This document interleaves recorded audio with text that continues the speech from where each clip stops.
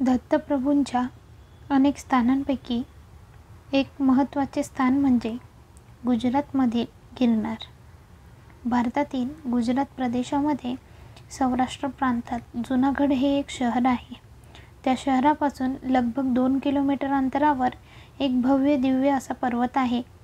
त्याला गिरनार असे म्हणतात. गिरनार पर्वत हे 5 छोट्या छोट्या शिखरांनी बनलेला आहे. लहान मोठी ही शिखरे आहेत.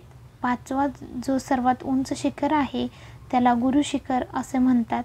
यावरच दत्तात्रेयांचे चरण पादुका आहेत आणि असं म्हटलं जातं की दत्तात्रेयांनी 12,000 वर्ष राहून तेथे तपश्चर्या केलेली आहे. दीर्घकाल वास्तव्य असणारे या दत्तस्थानाला अधिकच महत्त्व प्राप्त होते ते त्या स्थानामुळे. तेथे पोहोचण्यासाठी आपल्याला 10,000 पायऱ्या चढून जावं लागतं. गिरनार नारायण या नावानेही ते ओळखले जातात.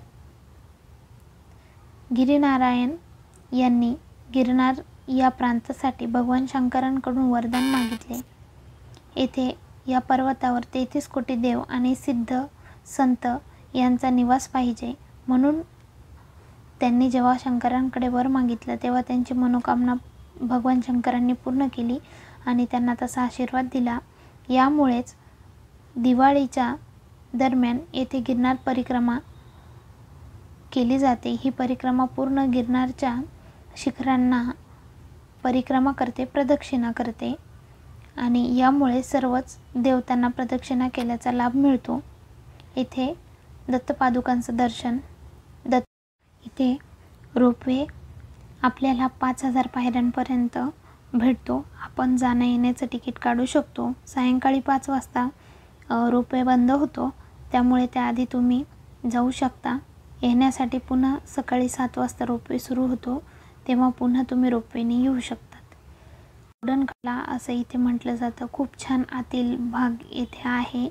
तेथे तुम्हाला खाण्यासाठी ही भरपूर ऑप्शन्स मिळतात. लहान मुलांना खेळण्यासाठी भरपूर वेगवेगळे ऑप्शन्स इथे उपलब्ध आहेत. मध्ये गेल्यानंतर आपण तिकीट काढल्यानंतर लाईनीत उभं राहून आपला नंबर आला तेव्हा आपण या रोपवेचा लाभ घेऊ शकतो. यानंतर फोटोजेनिक येथे सर्व वातावरण आहे.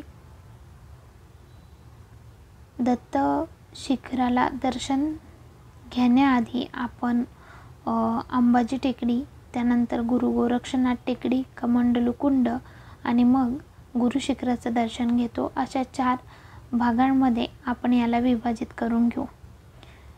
रोपवेमध्ये बसल्यानंतर हा रोपवेमधून काढलेला छोटासा व्हिडिओ. यानंतर अंबाजी टेकडी. अंबाजी टेकडीला आपण उतरल्यानंतर मातेचं दर्शन घेऊ शकतो. माता ही 52 शक्तिपीठांपैकी एक शक्तिपीठ असून मातेचं निर्गुण निराकार रूप आहे. येथे फोटोज मनाई आहे, त्यामुळे आतील भाग दाखवता येणार नाही. यानंतर जेव्हा आपण उतरतो तेथे खूप फोटोजेनिक पॉईंट तेथे काढलेले आहे. दुर्बीण आहे, त्याच्या साहाय्याने आपण गुरु शिखर पाहू शकतो. अंबाजी टेकडीपासून 2 शिखर दिसतात. एक गुरु गोरक्षनाथ शिखर आणि एक दत्त शिखर. हे अंबाजी मंदिर आहे. येथे नित्यपूजा अर्चा केली जाते. यानंतर इथून आपण सरळ चालत हा जो भाग आहे हा जैन मंदिरांचा टप्पा आहे. तेथे कालिका माता मंदिर देखील आहे. तेथून आपण आता गुरु गोरक्षनाथ शिखराकडे जाणार आहोत. गुरु गोरक्षनाथ यांनी प्रदीर्घ काळ दत्तसेवा केलेली आहे. या दत्तसेवेमध्ये ते चिरकाल गिरनारमध्ये वास्तव्यास होते.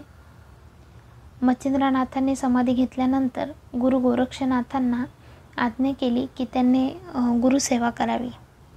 गुरुसेवा करण्यासाठी जेव्हा दत्त येथे ध्यानस्थ असायचे तेव्हा गोरक्षनाथ त्यांची सेवा करण्यासाठी येथे होते. जसं तुम्ही व्हिडिओत बघू शकता की 2 शिखरे आहेत, मध्ये पूर्ण डोंगर उतरून पुन्हा चढून पुन्हा चढून शेवटी दत्त शिखरापर्यंत आपण पोहोचणार आहोत. गुरु गोरक्षनाथांचं छान मंदिर आता इथे बांधलेलं आहे. पूर्वी छोटं होतं, आता 2024मध्ये ते बऱ्यापैकी चांगलं झालेलं आहे. त्याच्यासमोर साधूंची कुटी आहे. यानंतर एक फोटो स्वरूपात जो आपल्याला उपलब्ध झाला आहे तिथून तोही मी इथे देण्याचा प्रयत्न करते आहे, म्हणजे जेणेकरून तुम्हाला गुरु गोरक्षनाथांचं दर्शनाचा लाभ होईल. येथेही फोटो सक्त मनाई आहे, त्यामुळे तिथल्या भागाचा व्हिडिओ दाखवता नाही आला, फक्त फोटो दाखवत आहे. गुरु गोरक्षनाथांच्या अनेक स्थानांपैकी हे पवित्र स्थान आहे आणि ज्याप्रमाणे ग्रंथामध्ये उल्लेख आहे, नवनाथांच्या शेवटच्या अध्यायात शेवटच्या ओवींमध्ये, गुरु गोरक्ष दत्ताश्रमी राहिला, ते दत्त आश्रम म्हणजे हे गिरणारच. यापुढे कुंदाच्या फुलांच्या जाळ्या पूर्ण गुरु शिखरापर्यंत आपल्याला बघायला मिळतात. दगड खूप गुळगुळीत झालेले आहेत, त्याच्यामुळे छोटीशी टिप अशी की जाताना चांगले ग्रीप असलेले शूज घालून गेले तर उत्तम होईल. आणि जाताना नक्की काठी नक्की न्या. रोपेने काठी नेण्यास मनाई आहे. नंतर पुढे जिथे काठ्या विकायला असतील तिथून तुम्ही काठ्या घेऊन जाऊ शकता. पायी जर पहिल्या पायरीपासून चालत आले तर खालूनच काठ्या विकत घेऊन घ्याव्यात, जेणेकरून आपल्याला त्याच्या आधाराने चालता येतं. खूप सुंदर असं दृश्य. सायंकाळी आपण चालायला सुरुवात केली होती. हे गुरु गोरक्षनाथांचं मंदिर. सायंकाळी चालायला सुरुवात केली. आता आपण उतरत आहोत. सायंकाळ झालेली, छान ऊन आहे. आपण पौर्णिमेच्या दिवशी तिथे दर्शनाला गेलेलो होतो, त्यामुळे शेवटी बघायला विसरू नका व्हिडिओ शेवटपर्यंत. ह्या 2 कमानी दिसत आहेत. पहिली जी आहे ती शिखराकडे जाते आणि दुसरी जी डाव्या हाताची आहे ती कमंडलू कुंडाकडे खाली जाते आहे. खाली चालत जावं लागतं पायऱ्यांनी. तर आता आधी आपण कमंडलू कुंडाकडे जाणार आहोत. कमंडलू कुंडाच्या इथे सुंदर अशी धुनी आहे, जी दत्त महाराजांनी स्वतः प्रज्वलित केलेली आहे.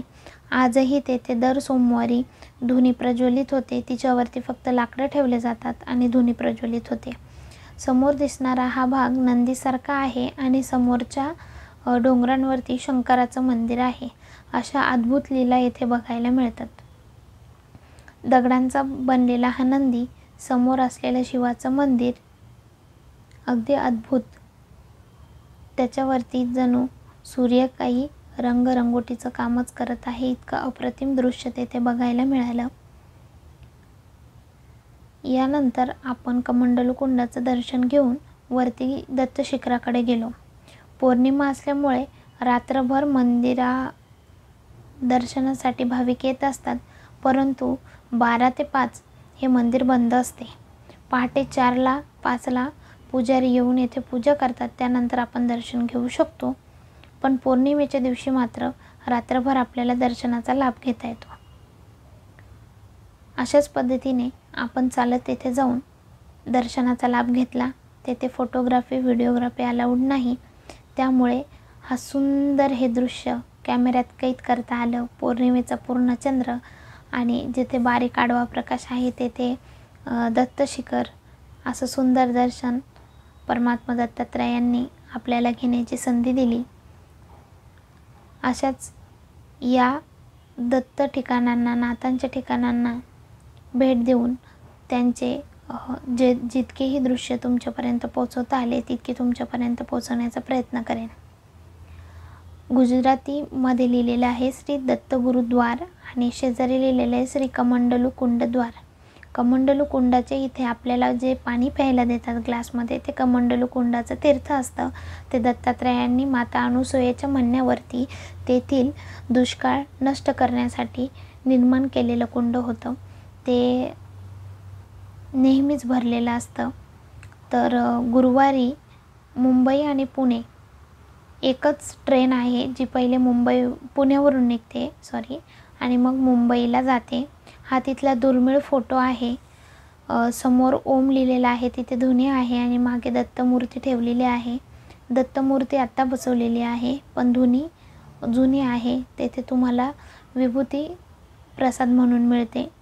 येथे खूप चांगल्या प्रमाणामध्ये अन्नदान केलं जातं.